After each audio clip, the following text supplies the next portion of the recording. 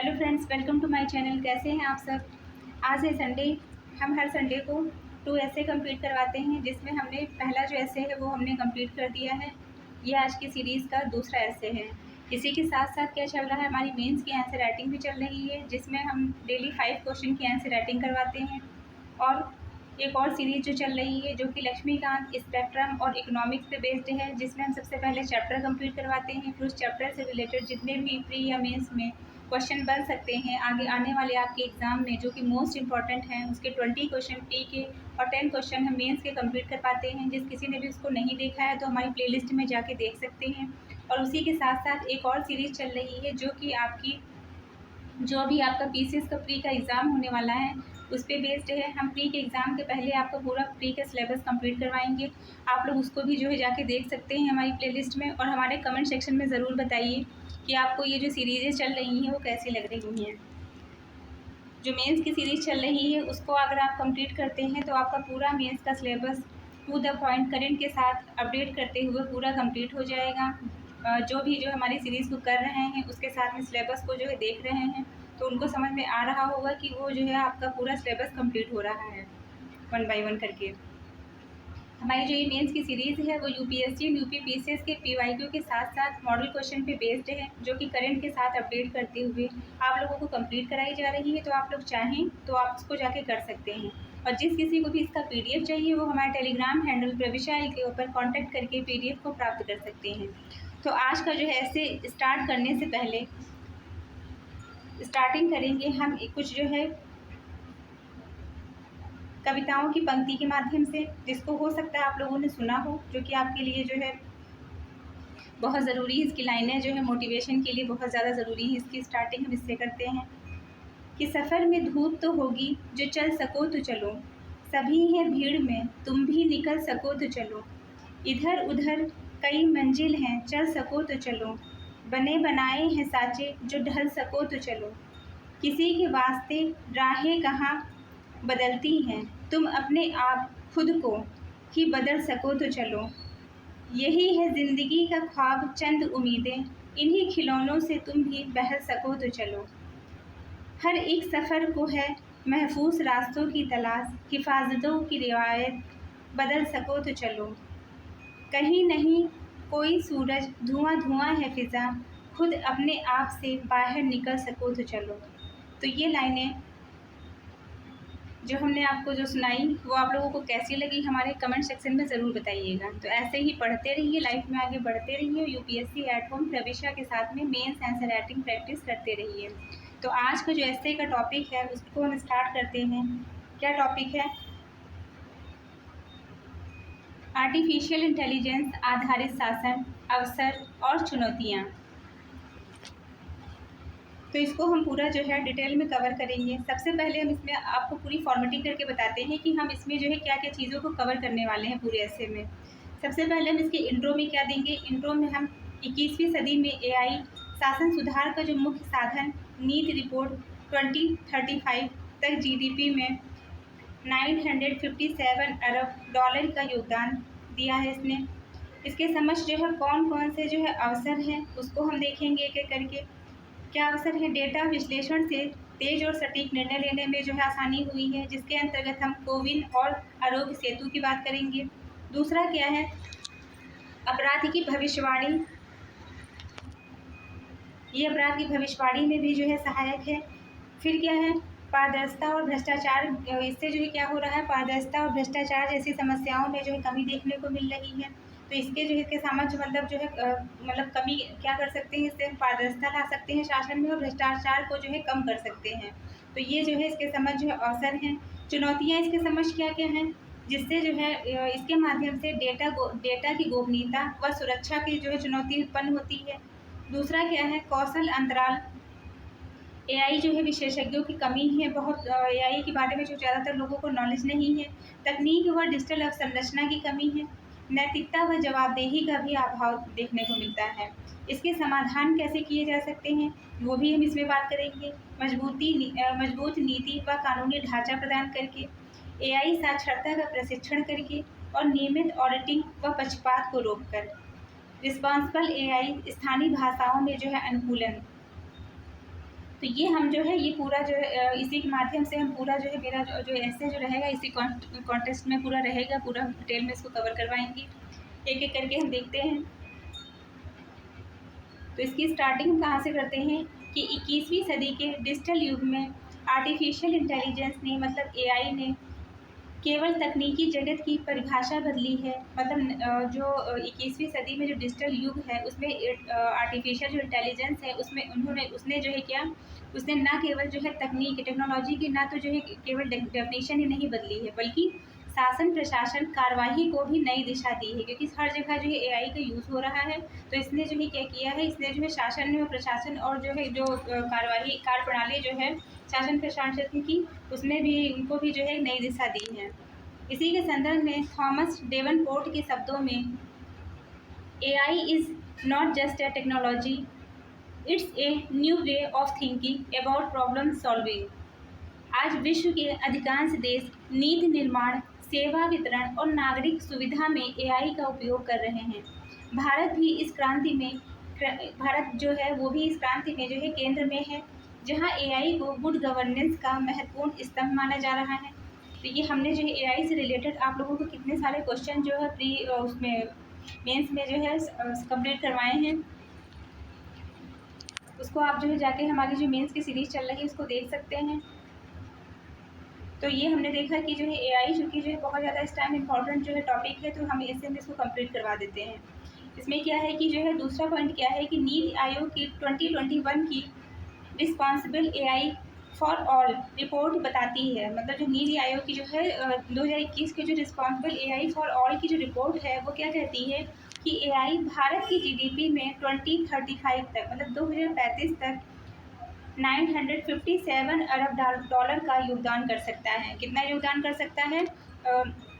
2021 की जो है नीति आयोग की जो रिपोर्ट है, नीति आयोग की जो रिस्पॉन्सिबल एआई फॉर ऑल की जो रिपोर्ट है वो क्या कहती है कि भारत जो है जीडीपी में 2035 तक 957 अरब डॉलर का योगदान कर सकता है। उत्तर प्रदेश जैसे बड़े जनसंख्या बहुल, मतलब उत्तर प्रदेश में जनसंख्या में जो है बहुत ज़्यादा जनसंख्या की जो है दृष्टि से जो है बहुत बड़ा जो राज्य है, उसमें क्या है कि जो है राज्य में जहां 24 करोड़ से अधिक लोग रहते हैं, एआई का उपयोग प्रशासनिक पारदर्शिता, तेज सेवा के वितरण और संसाधन प्रबंधन में अभूतपूर्व बदलाव ला सकता है, बशर्ते हमें इसका जो है अच्छे तरीके से यूज़ करना आ रहा हो। हाल ही में उत्तर प्रदेश सरकार ने पुलिसिंग में एआई इनेबल्ड सर्विलांस, स्वास्थ्य सेवाओं में टेलीमेडिसिन विद एआई डायग्नोसिस और ट्रैफिक मैनेजमेंट में एआई बेस्ड स्मार्ट सिग्नल्स लागू किए हैं, जिससे न केवल समय की बचत हुई है बल्कि भ्रष्टाचार और मानवीय त्रुटियों को भी, जो ह्यूमन एरर जो हो जाते हैं उससे क्या हो रहा है, इससे भ्रष्टाचार की भी जो कमी हो रही है और जो ह्यूमन एरर जो होते हैं उसमें भी जो है कमी देखने को मिल रही है।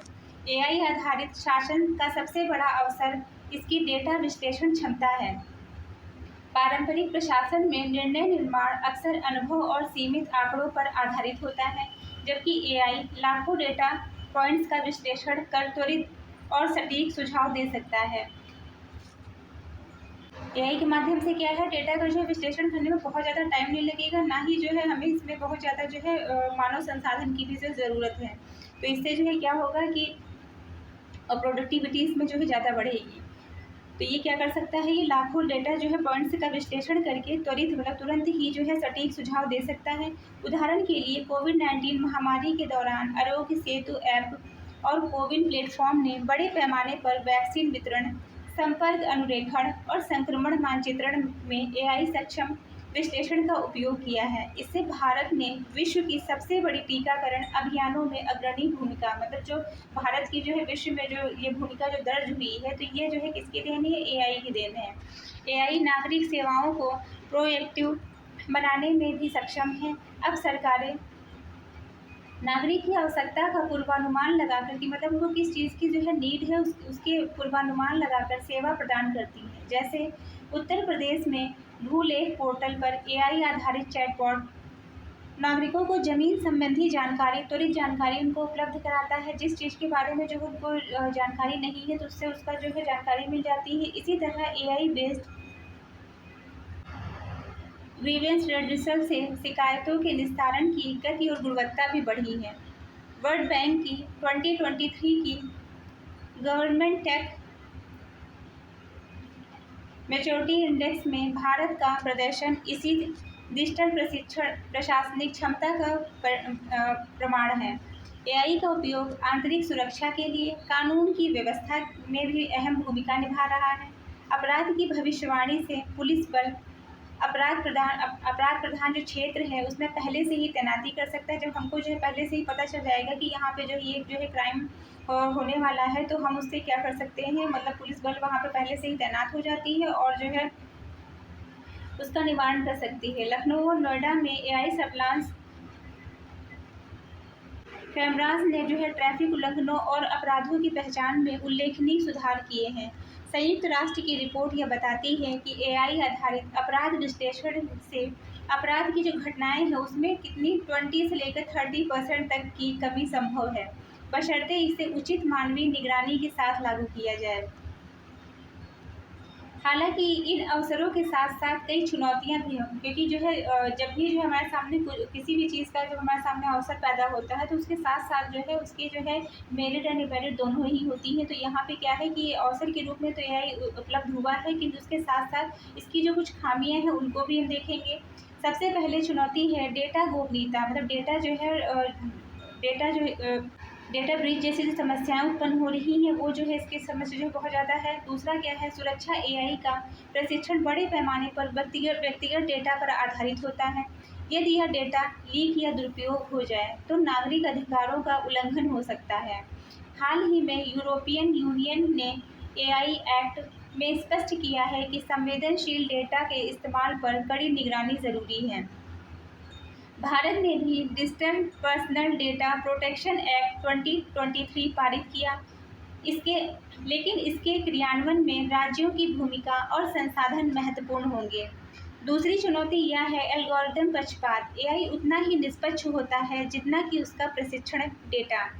यदि डेटा असमान या पक्षपाती हो तो निर्णय भी उसी प्रकार से होंगे। उदाहरण के लिए, यदि पुलिस के पुराने रिकॉर्ड में किसी विशेष समुदाय के खिलाफ अधिक केस दर्ज किए गए हैं तो एआई भी क्या करेगा, उसी पैटर्न को फॉलो करते हुए पैटर्न को मजबूत कर सकता है या शासन को असमानता बढ़ा सकता है। हार्वर्ड बिजनेस रिव्यू की 2022 की रिपोर्ट ने बताया कि एआई बिना मानव पर्यवेक्षण के न्याय और निष्पक्षता को प्रभावित कर सकता है। तीसरी सबसे बड़ी चुनौती क्या है कि कौशल अंतराल। नीति आयोग के अनुसार भारत में एआई विशेषज्ञों की कमी है। केवल 4,16,000 प्रोफेशनल्स एआई और डेटा साइंस में प्रशिक्षित है। मतलब यहाँ पे जो है एआई प्रशिक्षण की ही कमी है, लोग उसके बारे में जो है जानते ही नहीं है तो उसका यूज़ कैसे करेंगे, जबकि मांग जो है इससे कई गुना अधिक है। राज्य प्रशासन में तकनीकी समझ रखने वाले कर्मियों की संख्या सीमित है, जिसके कारण एआई परियोजनाओं का पूर्ण रूप से लाभ नहीं मिल पाता है। चौथी चुनौती क्या है, तकनीकी बुनियादी ढांचे की कमी। उत्तर प्रदेश जैसे विशाल राज्य में ग्रामीण क्षेत्रों में इंटरनेट की गति और स्थिरता अब भी समस्या है, क्योंकि इंटरनेट जो है, वैसे तो इंटरनेट में ही जो है समस्या है कि इंटरनेट ही वहाँ प्रोवाइड नहीं है। अगर इंटरनेट प्रोवाइड भी है तो वहाँ पे जो लोगों को जो है डिजिटल डिवाइड जैसी समस्याएं भी हैं कि लोग उससे जो है अवेयर नहीं है कि उसका किस प्रकार से उसका यूज़ करें। एआई आधारित ई गवर्नेंस तभी प्रभावी हो सकती है जब डिजिटल विभाजन कम हो। भारत सरकार डिजिटल इंडिया और भारत नेट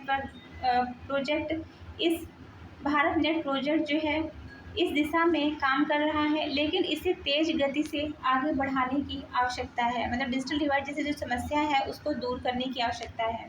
पांचवी जो बड़ी चुनौती है वो क्या है, नैतिकता और उत्तरदायित्व। यदि किसी एआई निर्णय के कारण किसी नागरिक को नुकसान होता है तो जिम्मेदारी किसकी होगी, सॉफ्टवेयर डेवलपर, डेटा प्रदाता या प्रशासन की। मतलब ये जो है आप नहीं जान सकते हैं कि इसमें जो है कौन अपने ऊपर रिस्पॉन्सिबिलिटी लेगा कि जो है किसी का अगर मान लीजिए किसी का कोई नुकसान हुआ है तो कौन जो है उसके लिए जो है जिम्मेदार है। इस पर अब तक कोई स्पष्ट कानूनी ढांचा नहीं है। संयुक्त राष्ट्र यूनेस्को ने जो है 2021 की इथिक्स ऑफ एआई रूपरेखा जारी की, जिसमें मानव केंद्रित एआई को प्राथमिकता देने की सिफारिश की गई है। इन चुनौतियों का समाधान एक संतुलित दृष्टिकोण से ही संभव है। सबसे पहले नीति और कानून को समय के साथ अध्ययन करना होगा ताकि एआई के प्रयोग में पारदर्शिता, जवाबदेही और डेटा गोपनीयता सुनिश्चित हो सके। दूसरे, प्रशासनिक अधिकारियों के रूप में नहीं बल्कि शासन सुधार के साधन के रूप में देखें। तीसरे क्या है, एआई प्रमाणन की जो नियमित ऑडिटिंग होनी चाहिए ताकि पक्षपात, त्रुटि और दुरुपयोग को समय रहते ही रोका जा सके। भारत को अपने एआई विकास में रिस्पॉन्सिबल एआई के सिद्धांत अपनाने होंगे, यानी तकनीकी ऐसी हो जो समावेशी, पारदर्शी और सतत विकास के अनुकूल हो। साथ ही एआई को स्थानीय भाषाओं और क्षेत्रीय आवश्यकताओं के अनुसार ढालना भी ज़रूरी है, क्योंकि भारत की विविधता ही उसकी ताकत है। माइक्रोसॉफ्ट और आईआईटी कानपुर द्वारा विकसित भाषनी जैसे प्रोजेक्ट इस दिशा में आशा की किरण है। महात्मा गांधी ने कहा था, the future depends on what we do in the present. AI आधारित शासन का भविष्य उज्जवल है, लेकिन यह इस बात पर निर्भर करेगा कि हम वर्तमान में इसे कितनी दूरदर्शिता और जिम्मेदारी से अपनाते हैं। यदि एआई को नागरिक केंद्रित, पारदर्शी, न्यायपूर्ण ढंग से लागू किया जाए तो यह केवल प्रशासनिक दक्षता बढ़ाएगा। यह जो है न केवल प्रशासनिक दक्षता बढ़ाएगा बल्कि लोकतंत्र की जो नींव है उसको भी मजबूत करेगा। वहीं इसे केवल तकनीकी प्रयोग के लिए अगर देखा जाए तो नैतिक नीतिगत आयामों की अनदेखी की गई हो तो यह शासन को मानवता से दूर कर सकता है। आज जब हम भारत विकसित राष्ट्र बनने की ओर अग्रसर हैं, तब एआई शासन में केवल एक तकनीकी विकल्प नहीं बल्कि एक आवश्यकता बन चुका है। उत्तर प्रदेश जैसे राज्य में अपने आकार, जनसंख्या, विविधता में कई देशों से बड़े हैं, एआई के प्रयोग में अग्रणी बनकर न केवल अपने नागरिकों का जीवन सरल बना सकते हैं बल्कि एक वैश्विक उदाहरण भी पेश कर सकते हैं। आने वाले वर्षों में एआई का सही उपयोग तय करेगा कि तकनीकी मानवता सेवा में है या मानव तकनीकी का दास बन गया है। इस संतुलन को बनाए रखना ही भविष्य की सबसे बड़ी चुनौती और अवसर है। ये हमारा जो है ऐसे का टॉपिक कंप्लीट होता है। आप लोगों को हमारी जो सीरीज चल रही है कैसी लग रही है हमारे कमेंट सेक्शन में ज़रूर बताइए। जिस किसी को भी इसका पीडीएफ चाहिए वो हमारे टेलीग्राम हैंडल प्रविशा एल के ऊपर कॉन्टैक्ट करके पीडीएफ को प्राप्त कर सकते हैं। तो ऐसे ही पढ़ते रहिए, लाइफ में आगे बढ़ते रहिए। यूपीएससी एट होम प्रविशा के साथ में मेंस आंसर राइटिंग करते रहिए। एटलीस्ट 2 क्वेश्चन की आंसर राइटिंग की प्रैक्टिस जरूर करिए, क्योंकि जब तक लिखेंगे नहीं तब तक लिखना नहीं आएगा। Thank you.